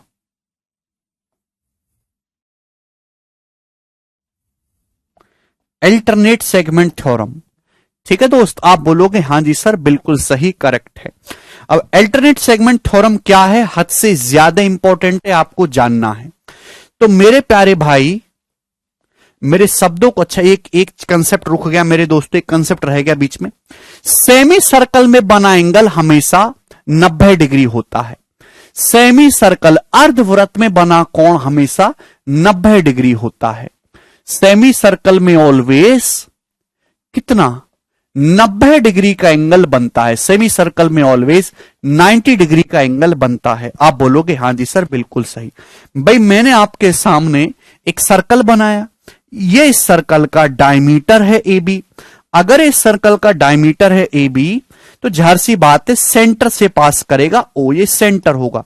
तो इस डायमीटर ए बी द्वारा सर्कल की परिधि पे कहीं भी कोई एंगल बनाओगे तो वो हमेशा 90 डिग्री का होगा। क्यों? वो किस इस देखिए आपने ये वाला आर्क लिया, ध्यान से समझिएगा, बुद्धि लगाइए, बुद्धि बेची तो नहीं है आपने। इस चाप ए बी द्वारा सेंटर पे कितना एंगल बन रहा है? तो आपका जवाब होगा सर 180 डिग्री। भाई अगर 180 डिग्री है तो कितना होगा? 90 डिग्री होगा, आधा की नहीं। आप बोलोगे हां जी सर। तो सेमी सर्कल में आप कोई भी एंगल बनाओगे वो एंगल हमेशा 90 डिग्री का ही बनेगा। आप बोलोगे जी सर बिल्कुल सही। ठीक है ना, हमने पहले भी आपको बताया है, ठीक है ना, पर कुछ बच्चे कहते बेसिक से नहीं बताए हैं। मोदी जी के वादे और बेसिक वाले लौंडों के इरादे हमेशा कमजोर होते हैं। चलेगा, तो ये अल्टरनेट सेगमेंट थ्योरम है मेरे प्यारे बच्चे। क्या है अल्टरनेट सेगमेंट थ्योरम? समझने की कोशिश करिएगा मेरे दोस्त, ध्यान से सुनेगा। हमने सर्कल की एक टेंजेंट खींची है, सर्कल की टेंजेंट। हमने सर्कल की मेरे दोस्त एक टेंजेंट खींची इस प्रकार से, खींच जा यहां पे, जो सर्कल को टच करती है मेरे दोस्तों पॉइंट पी पर। मैंने सर्कल की एक टेंजेंट खींची है मेरे दोस्तों जो सर्कल को पॉइंट पी पर टच करती है। आप बोलोगे जी सर बिल्कुल सही। तो मेरे प्यारे में इस पॉइंट पी से मैंने सर्कल की एक कॉर्ड, एक जीवा खींच दी मेरे दोस्तों P Q. Alternate segment theorem हर एक उस सवाल में लगेगा, जहां आपको सेम पॉइंट से कॉर्ड दिखाई दे और सेम पॉइंट पर एक टेंजेंट दिखाई दे। अल्टरनेट सेगमेंट थ्योरम हर एक उस सवाल में लगेगा जहां सेम पॉइंट से एक टेंजेंट दिखाई दे और उसी सेम पॉइंट से सर्कल की एक कॉर्ड दिखाई दे। तो अल्टरनेट सेगमेंट थ्योरम यह कहता है कि मैंने सर्कल की एक टेंजेंट खींची जो सर्कल को पॉइंट पी पर टच करे और इस पॉइंट पी से जाने वाली सर्कल की कॉर्ड है पी क्यू। तो टेंजेंट और कॉर्ड के बीच में बना ये वाला एंगल अगर थीटा है, टेंजेंट कॉर्ड के बीच में बना अगर ये एंगल थीटा है, तो इसी कॉर्ड द्वारा अल्टरनेट सेगमेंट में जो एंगल बनेगा, अल्टरनेट सेगमेंट कौन सा? भाई थीटा इधर बन गया तो आपको ये सेगमेंट नहीं देखना है, अल्टरनेट का मतलब दूसरा सेगमेंट देखना है। थीटा टेंजेंट और कॉर्ड के बीच में ये थीटा बन गया, इधर नहीं देखना है, जो बचा सेगमेंट इधर आपको देखना है। तो इस कॉर्ड पीक्यू द्वारा मेरे दोस्तों इस सेगमेंट में कहीं भी कोई एंगल आप बनाओगे मेरे प्यारे भाई, कहीं भी कोई एंगल बनाओगे तो वो भी थीटा ही होगा। अगर ये एंगल थीटा है तो अल्टरनेट सेगमेंट पे, इस सेगमेंट को नहीं देखना, इधर तो थीटा बन गया, दूसरा सेगमेंट ये बचा, इसमें भी थीटा ही बनेगा। आप बोलोगे जी सर बिल्कुल सही, बात अच्छे समझ में आ गई, एक पैसे की इसमें परेशानी नहीं है। क्लियर है? इसी को अल्टरनेट सेगमेंट थ्योरम कहते हैं। अभी चित्र आपको ऐसे नहीं, चित्र ऐसे भी हो सकता है, थोड़ा ध्यान रखिएगा। आपके सामने सर्कल है अभी, और ये सर्कल की मेरे दोस्तों क्या है? कॉर्ड है। आपके सामने सर्कल है और इस सर्कल की क्या है मेरे दोस्तों? कॉर्ड है, टेंजेंट है जो सर्कल को पी पे टच कर रही है, आप बोलोगे जी सर बिल्कुल सही। और इसी पॉइंट पी से आपने सर्कल की एक कॉर्ड खींच दी, जीवा खींच दी पी क्यू, आपने सर्कल की एक जीवा खींच दी पी क्यू। तो ध्यान रखिएगा मेरे प्यारे भाई, हर एक उस सवाल में लगेगा जहां आपको टेंजेंट दिखाई दे और टेंजेंशियल पॉइंट से कॉर्ड दिखाई दे। अगर टेंजेंट और कॉर्ड के बीच में ये वाला एंगल अल्फा है, टेंजेंट लाइन और कॉर्ड के बीच में अगर ये वाला एंगल अल्फा है, ठीक है भाई, अगर टेंजेंट लाइन और कॉर्ड के बीच में ये एंगल अल्फा है तो अल्टरनेट सेगमेंट में इस कॉर्ड द्वारा बनाया गया एंगल भी अल्फा होगा। अल्फा इधर तो बन गया, इस सेगमेंट को नहीं देखना है, ये सेगमेंट बचा, तो इस सेगमेंट में इस कॉर्ड द्वारा कहीं भी आप एंगल बनाओगे वो एंगल भी अल्फा ही होगा। बात समझ में आ गई? आप बोलोगे हां जी सर बिल्कुल समझ में आ गई। ये है अल्टरनेट सेगमेंट थ्योरम जो आपको ध्यान रखनी है। ठीक है प्यारे स्टूडेंट्स, आप बोलोगे हाँ जी सर बिल्कुल सही। बहुत सारे बच्चे अब चिल्लाना शुरू करेंगे कैसे आया कैसे आया।